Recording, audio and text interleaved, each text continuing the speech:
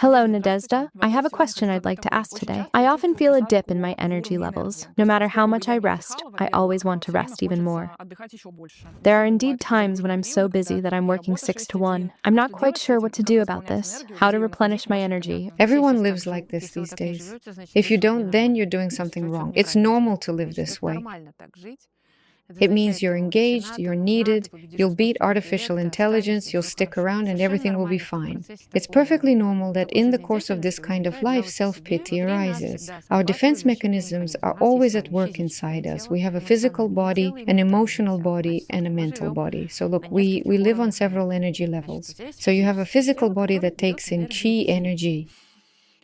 Inhale, exhale. When a person is working, busy with tasks, or going through emotional experiences, you stop breathing. That is even the simplest thing. Sleep and rest forces you to breathe. You set an alarm, the alarm goes off, and you breathe like this. Okay, let's do it forcefully. 4 deep breaths in, 4 deep breaths out, okay? So that this upper part here is breathing. Usually the upper part breathes, but the lower part doesn't. This is what full breathing looks like.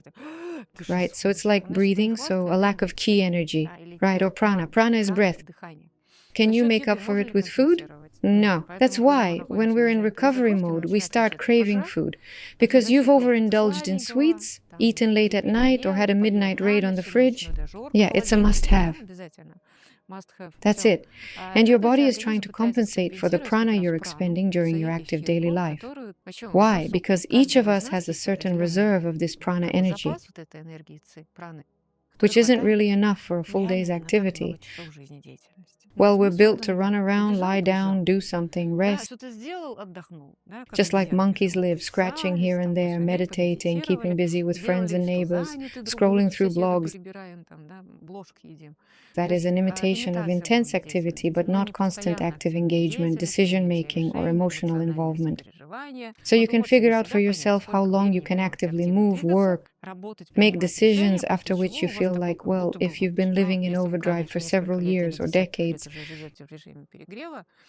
then you won't feel this difference in yourself. On average, a maximum of 6 hours a day. And when our etheric energy is at a minimum, where do we start drawing the body's resources from? From emotions, from the astral.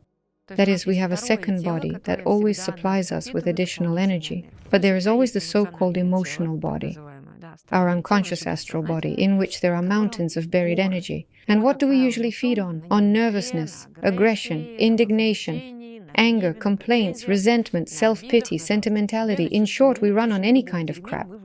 So it turns out that the spirit nourishes the body. It turns out, well, this is very figurative. It's a long way from the spirit, but this is a transformation. That's why we all know that we can function for a long time on emotions, fear, adaptation, and some kind of stress. But then we'll lie down and die or get sick. So to avoid that, yes, our etheric body is restored during the process of getting 8 hours of sleep. But the worst thing for the physical body, again, look, in this state of overload is that your etheric body is weakened and negative emotions are pouring in from the emotional side, specifically from the lower astral. And against the backdrop of this lower astral, the etheric body and the physical body receive even less energy.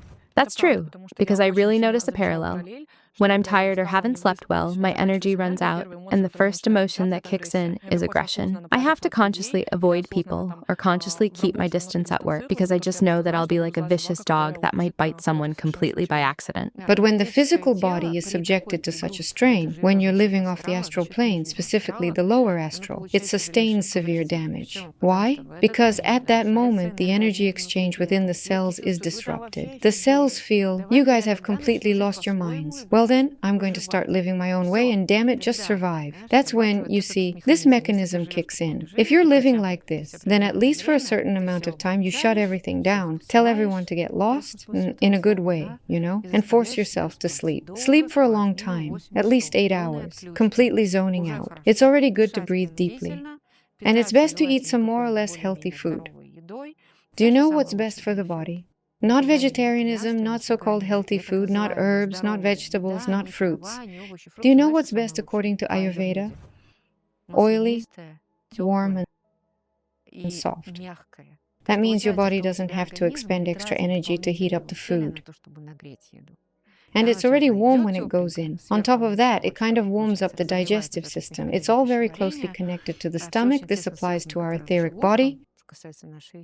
A normal bowl of porridge, yes. Vegetables cooked properly, yes. Some kind of hot stewed dish, yes, preferably with oil. At that very moment, your etheric body says, "Oh, how delicious, how warm I feel, I'm loved." It turns out that for the etheric body, this is precisely an expression of love.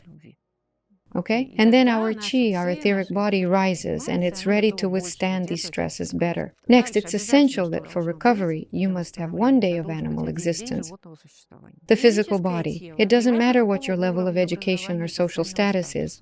The physical body is an animal. If you don't give your animal a single moment to rest during the day, to stand up for a cup of coffee, stretch, lounge around, yeah, relax. You're just there from the moment you get up in the morning, going at it non-stop. But at least once a week, as you say, 6 to 1, these 6 days, but then you know that at the end there will be one day when you allow yourself this very animal existence, not plant-like, but animal. What is an animal? It's when you've caught your prey and you're lying there, happily digesting it. Even if roe deer run right past you, you won't move a single hind leg to chase after that roe deer. Just one day a week. Lie there until you actually start to feel sick from all this lying down. Look, here's an interesting thing. Sometimes a headache starts while you're lying down. That is, your blood pressure drops so much, all these energies decrease so much that a headache appears. This is the best sign that everything is fine. The body is entering a mode where it's restoring itself, sleeping. You understand? That's it. Right at this moment, the most important thing is to sleep. Don't get up. Don't take any spasmolgon. Don't drink coffee. None of those stimulants or mood boosters. You don't need them. If a headache starts, it means your body has already gone into deep recovery mode and your energy levels are low. And that's a very good sign if your head starts to hurt by lunchtime from lying down. But if you keep lying down, keep sleeping, and sink even deeper, in 3 hours, you'll wake up completely healthy. What's our most common problem? What exactly is our task this weekend? Go to the store, stock up on groceries for the week, entertain the family, who for some reason haven't entertained themselves at all week. They couldn't go to the store without you. They couldn't go to the movies or the mall. And here, on your only day off, they have to drag all that out of you, because otherwise you're the bad guy. And you take it on heroically, you know? Well, you're kind of resting, but no, you're not resting. So this physical body is just a vegetative existence.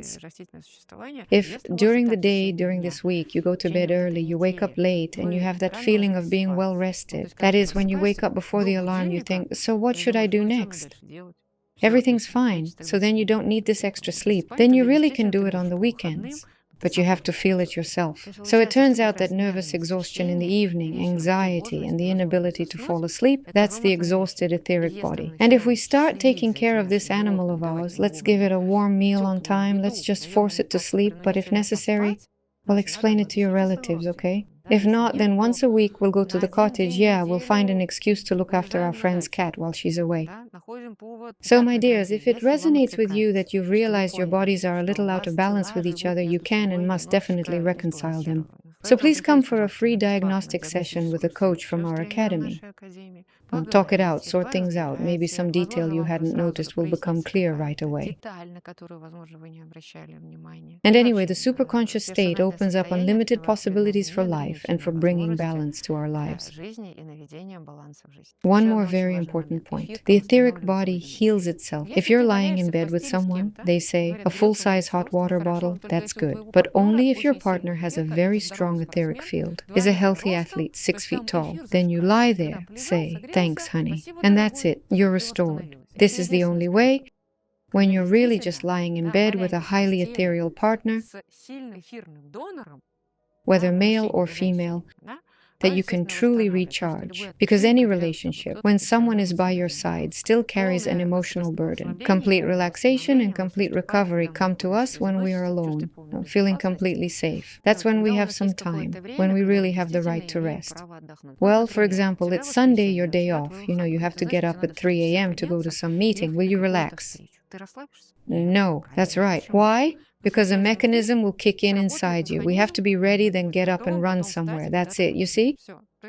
meaning you should have plenty of time from now until tomorrow, meaning you're not tied to any time constraints. You don't owe anyone anything. Again, if you're 20 or 25, this mechanism might not be working for you yet, right? Because what's the issue exactly at this age? Up to 28, up to 30? Etheric body is off the charts. Adrenal glands, kidney energy, and qi are all fantastic. So this will be relevant to you if you're over 30. The older you get, the more and more, guys, those of you listening to me right now, please write in the comments. You'll feel this urge to really start carving out time for yourself to recover, to live this animalistic life, to think about yourself. And with that, you might definitely feel guilty for allowing yourself this, because how is that possible? You're still supposed to do everything for everyone.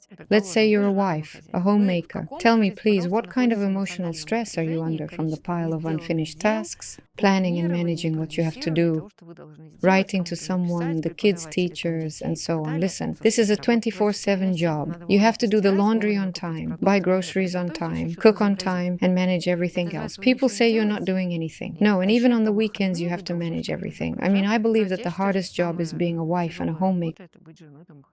Then you need all the more to set aside days for yourself when, for example, everyone has gone off to school or work, and you take at least a whole day to lie on the couch with a bowl of fruit, some popcorn if not hot, then just for relaxation. Because I've noticed that women who stay at home often end up more exhausted and worn out than women who work 61 or 70 hours a week, and so on.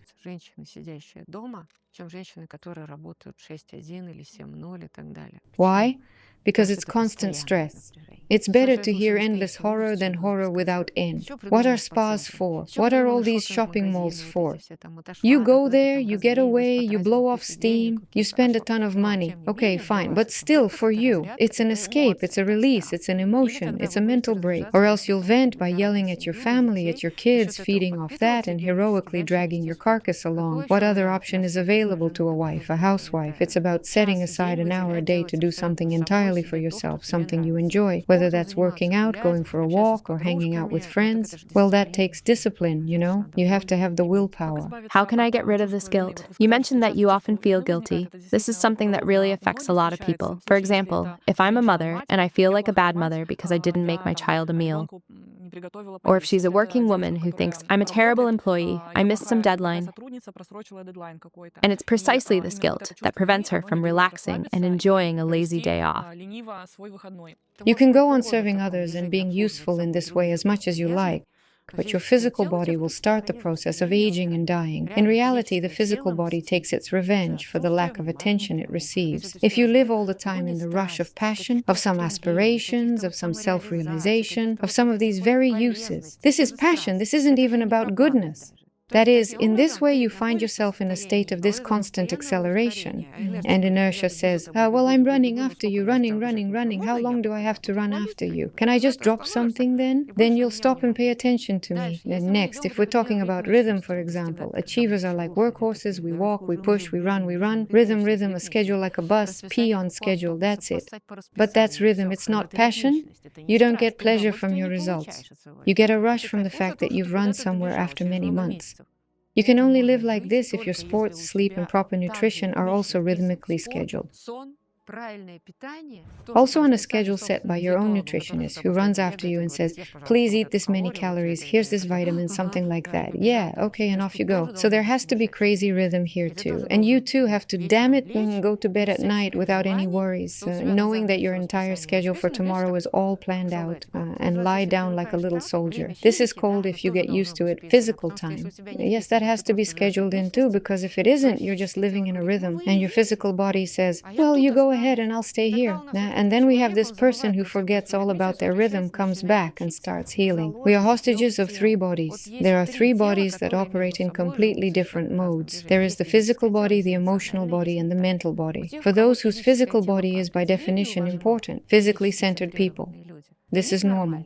They get up, have a cup of coffee, take a bath, have sex, dress well, go for a walk, breathe in the fresh air, go out, do some physical labor. Their mind is in a normal state. They eat well, their body is healthy. No, it can be ruined by poor diet, alcohol, and so on by negative emotions. But in a good way, it's an excellent form of existence in the material world. Next is the person who tends to live on emotions. This is the second option, highs and lows, loves, doesn't love. Today we're worried, tomorrow we're crying, the day after tomorrow we're running, caring, and so on. That is, then the physical body is simply like the service staff for your emotionality. Here, the physical body will also suffer greatly and draw attention to itself. And the third option is when these mentally centered people, who see the goal, see no obstacles, run for months on end without any dopamine, without any self-praise, without any good job. This is called a long train with no stops. That, yes, is the hardest option. And if you're in a situation like 6-1 or 7-0, which is where we started, then you absolutely need to make all those stops to say, look, this is how it's unfolding. The egoic body is fine. I remember you. Let's do this one day a week. I love you. Everything's fine. I've calmed down, lived in Tamaguni, in the inertia gun, recharged, and then go on your way. Be sure to subscribe to the channel because there are a lot of videos on this channel that already explain how to restore your health and mental well-being, how our energy bodies work, how to restore your bodies and health, and how to build your life and environment. Be sure to subscribe, like, and share so that more people can see content that's useful to them.